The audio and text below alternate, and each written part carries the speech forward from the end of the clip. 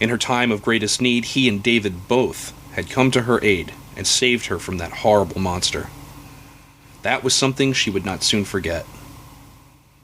As for the other man, she saw David Archer as an outright godsend. He'd been thrown into this nightmare without a clue of what to expect, and had very soon after been forced to watch his partner die horribly. Never once did he protest or falter in his duty to try to protect them. Even after they'd been split up when the creature attacked, he had stayed with Anton and begun searching for the others. His bravery was something she admired fiercely, and it gave her the strength to push forward. They talked it over a bit more and decided that the best course of action was to find Rob and Tabby. If the 5 of them could stick together from now on, they would have a much better chance of surviving. And so they began to search systematically. The search did not take long, however, as they came across Tabby's bloody footprints almost at once. "Look at this," Anton said. David knelt to examine them more closely. "This isn't good," he said. "One of them is hurt badly.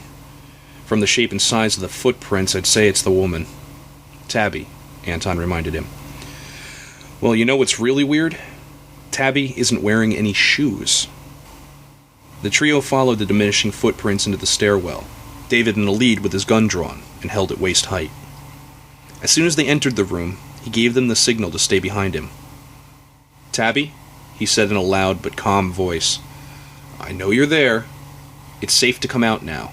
It's Officer Archer, and I have your friends Annie and Anton with me." A long moment passed, and Anton started forward. "Maybe she's hurt bad," he said, but David put his hand up to hold Anton back and shook his head. "Tabby," he called again, "everything is all right. Just step out where we can see you. We're here to help you."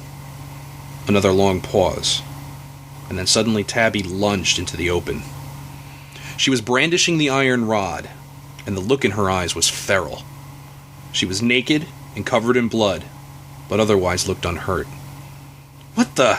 Anton said, not finishing the thought. Seeing that it was her, David lowered the gun, but did not remove his hand from the trigger. "Okay, Tabby, put the pipe down," he said.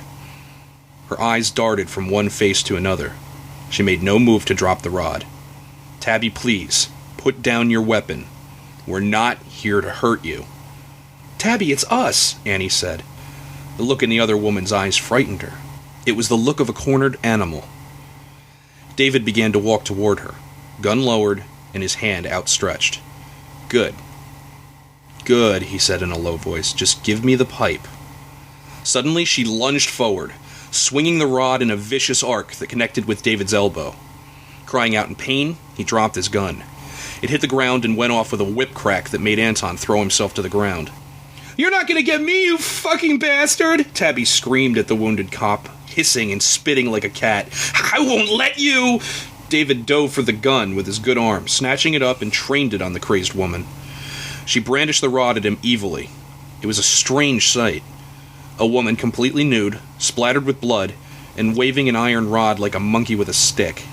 Her face contorted with an odd mixture of maniacal laughter and frightened sobs. Over his shoulder, David could see Anton pulling himself to his feet. "Are you shot? Did you get hit?" David asked him. "No," Anton said. "No, I just scared the shit out of me." Annie threw herself into their midst, putting her hands up between Tabby and David. "This is crazy," she said. "Dave, put the gun down." "Annie," he said, "get away from her. She's crazy." "She's not crazy. She's scared. Look at her." Annie turned toward Tabby, and David lowered the gun slightly. "It's me, Tabby. It's Annie. We're not going to hurt you, I promise."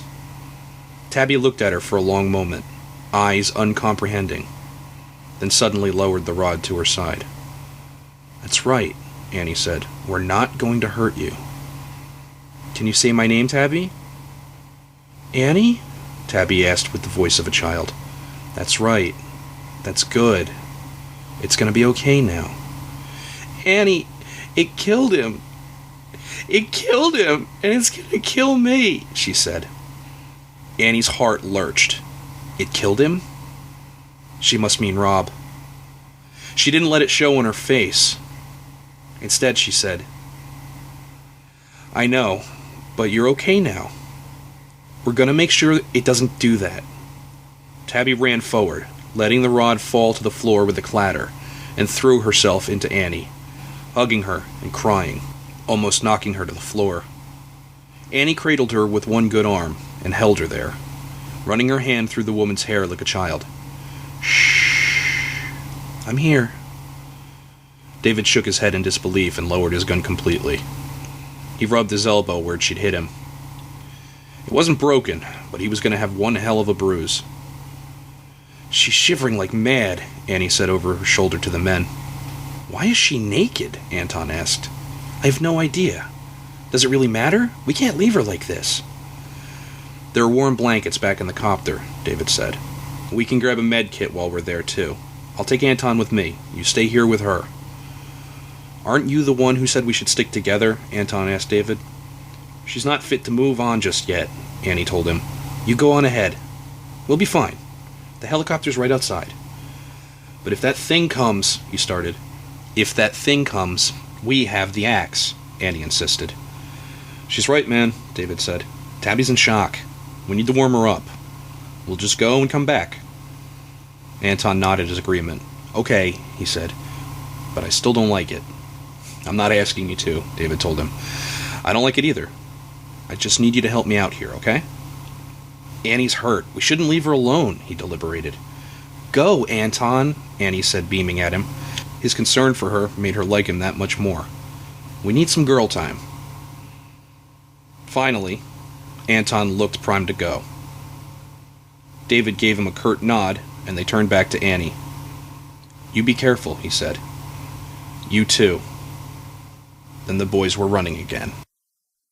You've been listening to Ambuscade, Book 1 of The Pain Chaser, written and performed by Patrick E. Malloy. If you like what you've heard, you can buy your own copy of the book at www.patrickemalloy.com. That's Patrick, the letter E, Molloy. All music for this production was written and performed by Raymond Jelly. And I'd also like to personally thank fellow writer-podcaster Nathan Lowell for all his help in getting this production started. Until next time.